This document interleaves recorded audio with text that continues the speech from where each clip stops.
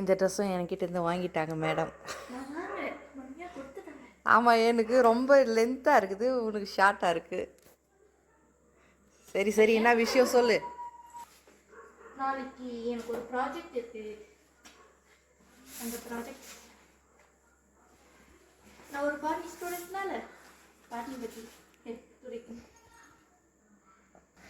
இந்த செடி நீங்கள் உங்கள் வாழ்க்கையில் ஒரு வாட்டியாவது பார்த்துருப்பீங்க, ஞாபகம் இருக்கா? எங்கேயாவது ஞாபகம் இருக்கா பாருங்க. எனக்கு தெரியலையே.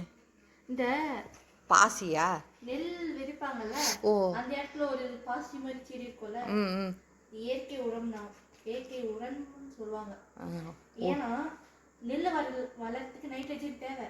அந்த நைட்ரஜன் நெல்லால எடுத்துக்க முடியாதப்ப இந்த செடியை போடுவாங்க. இந்த செடி வந்து நைட்ரஜன் ஃபிக்சேஷனுக்கு, அதாவது இந்த செடி நைட்ரஜன் ஃபிக்சேஷன் அதிகமாக எடுத்துக்கும்.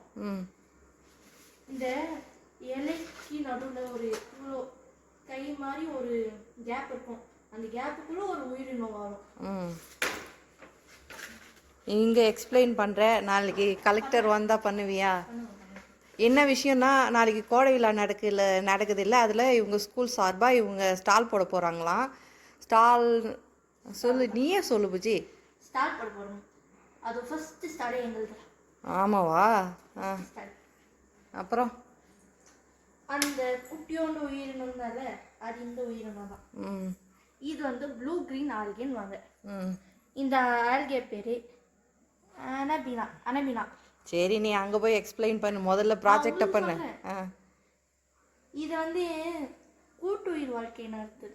சரி சரி, ஏதோ ஒரு உயிர் வாழ்கிறோம். ஏதோ ஒரு புதுசாக ஒரு செடியை பற்றி சொல்லணும், நீ அது சொல்லு. என் பொண்ணு ரொம்ப ஆர்வமாக இருந்தா இந்த செடியை பற்றி சொல்கிறதுக்கு தான். ஜிங்கோ பைலபா.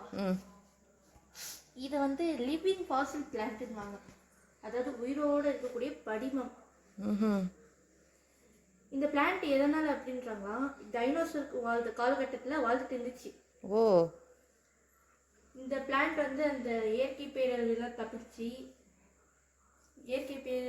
தப்பிச்சுட்டு ஒரு பிளான்ட் ஏதோ சைனால இருந்திருக்கு. ஆனா அந்த லீஃப் இருக்குல்ல, இந்த லீஃப்ல இருக்கிற ஒரு டிஷ்யூ எடுத்துட்டு இந்தியாவுக்கு எடுத்துட்டு வந்து அந்த டிஷ்யூல இருந்து ஒரு பிளான்ட் உருவாக்கியிருக்காங்க பாரு. அந்த பிளான்ட் வந்து ஊட்டியில பொட்டானிக்கல் கார்டன்ல வச்சிருக்காங்க. ஒரு மரம், அது செடியில மரம்.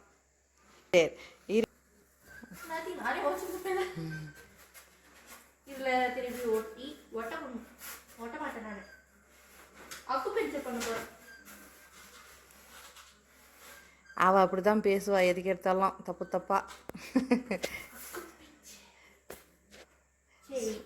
சரி, நாளைக்கு